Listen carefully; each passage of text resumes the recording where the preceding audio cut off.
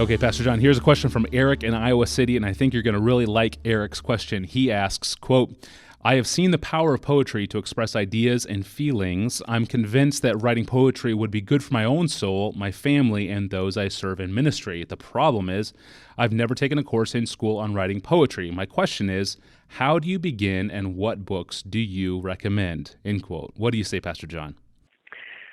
Oh, I love that question. I love the heart that wants to grow in the crafting of language so that it serves God as fully as it possibly can. Maybe I'd start by saying there are all levels and kinds of poetry, from the most refined and careful and thoughtful and ingenious and deep, and the simplest, most homey, takes a heap of living to make a house a home kind of poetry from Edgar Guest. I grew up in a home where my dad read poetry to us, and it was always of the simplest kind, and I think that's what families need. Families don't need really obscure poetry. Families need birthday poems and anniversary poems and Christmas poems and Thanksgiving poems where dad or mom or children just write something sweet and beautiful from their hearts for God and shouldn't worry too much about any criticism that it's going to receive because it's artistic quality. But there is a whole history of great poetry that moves you along and takes you deeper into the way language is used. And here's a couple of pointers.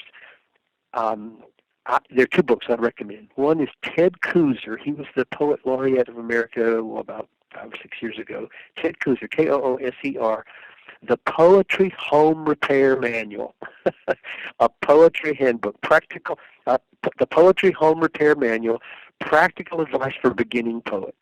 And then Mary Oliver, a poetry handbook. So those are two books that are written precisely to answer Eric's question about how did you just get started.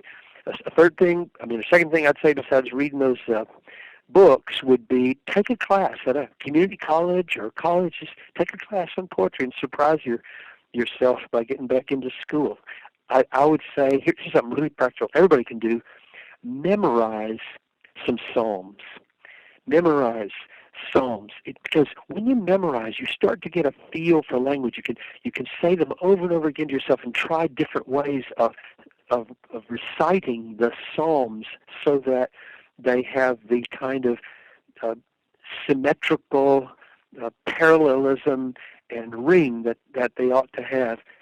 And I would say that about other poems as well. I remember sitting in the class in romantic poetry with Clyde Kilby, and he read a poem to us by John Keats, and I can't remember the name of it right now, but he said, I promise you, if you memorize this poem, it will serve you to enlarge your soul in 50 years.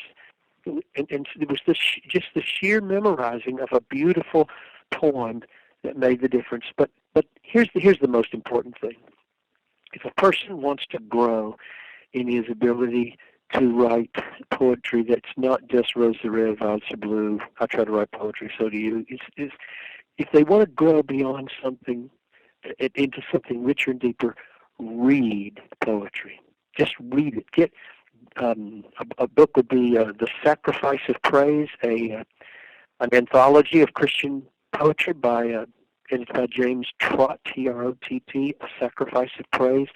Or on the memory thing, there's a book called Committed to Memory, The 100 Best Poems to Memorize by John Hollander. So, but mainly, just go to Barnes & Noble, go to the poetry shelf, pull down some anthology and start reading poetry. Because what will happen is when you read great poetry, you start to catch a feel of what makes it great. Excellent. That's a good place to start for the beginning poet. Thank you, Pastor John, and thank you for listening to this podcast. Send your poetry questions to Pastor John via email at askpastorjohn@desiringgod.org. Please include your first name and your hometown. You can find thousands of other free resources from John Piper online at desiringgod.org, including his poetry. I'm your host, Tony Reinke. Thanks for listening.